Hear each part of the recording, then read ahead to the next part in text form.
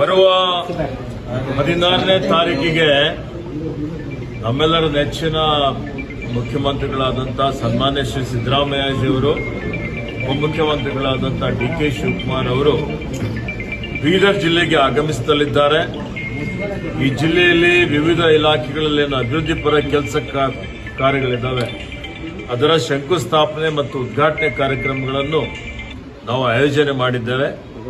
ಈ ಒಂದು ಕಾರ್ಯಕ್ರಮದಲ್ಲಿ ಸುಮಾರು 25,000ಗಿಂತಲೂ ಜಾಸ್ತಿ ಜನ, ಸುಮಾರು 50,000 ಜನ ಸೇರುವ ನಿರೀಕ್ಷೆ ಇದೆ.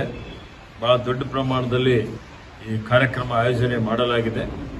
ಮತ್ತೆ ಇದರಲ್ಲಿ 1,000 ಕೋಟಿಗಿಂತಲೂ ಜಾಸ್ತಿ ಅನುದಾನದ ಮೊತ್ತದ ಕಾರ್ಯಕ್ರಮಗಳನ್ನು, ಯೋಜನೆಗಳನ್ನು, ಉದ್ಘಾಟನೆ ಮತ್ತು ಶಂಕುಸ್ಥಾಪನೆ ಕಾರ್ಯಕ್ರಮಗಳು ನಡೀತವೆ.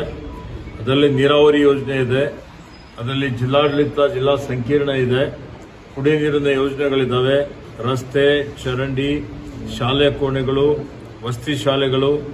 ಇವತ್ತು ನಮ್ಮ ಅರಣ್ಯ ಇಲಾಖೆ ವತಿಯಿಂದ ಇವತ್ತು ನಾವು ಎಕೋ ಟೂರಿಸಂ ಪಾರ್ಕ್ ಶಂಕುಸ್ಥಾಪನೆ ಮಾಡ್ತಾ ಇದ್ದೇವೆ. ಹಲವಾರು ಕಾರ್ಯಕ್ರಮಗಳು, ಹಲವಾರು ಯೋಜನೆಗಳು ಇವತ್ತು ಸನ್ಮಾನ್ಯ ಮುಖ್ಯಮಂತ್ರಿಯವರ ಇದರಿಂದ ಅವರ ಮತ್ತು ನಮ್ಮ ಎಲ್ಲ ಸಚಿವರ ಸಂಪುಟದ ಅನೇಕ ಸದಸ್ಯರು ಈ ಒಂದು ಕಾರ್ಯಕ್ರಮದಲ್ಲಿ ಭಾಗವಹಿಸುವರಿದ್ದಾರೆ. ಇವತ್ತು ನಾನು ಪೂರ್ವ ಸಿದ್ಧತೆ ಸಭೆ ಕರೆದಿದ್ದೇನೆ. ಪೂರ್ವ ಸಿದ್ಧತೆ ಸಭೆಯಲ್ಲಿ ನಾವೆಲ್ಲ ಕೂಲಂಕುಷವಾಗಿ ಇದರ ಬಗ್ಗೆ ಚರ್ಚೆ ಮಾಡಿ ಇವತ್ತು ಬಹಳ ಶಿಸ್ತುಬದ್ಧವಾಗಿ ಈ ಜಿಲ್ಲೆಯ ಸಮಸ್ಯೆಗಳನ್ನು ಸನ್ಮಾನ್ಯ ಮುಖ್ಯಮಂತ್ರಿಗಳ ಗಮನದಲ್ಲಿ ತರ್ತೇವೆ. ಜಿಲ್ಲೆಯ ಅಭಿವೃದ್ಧಿ ಪತ್ರ ತೆಗೆದುಕೊಂಡು ಹೋಗುವಂತಹ ಕೆಲಸ ಎಲ್ಲರೂ ಒಗ್ಗಟ್ಟಾಗಿ ಸೇರಿ ಮಾಡ್ತೇವೆ.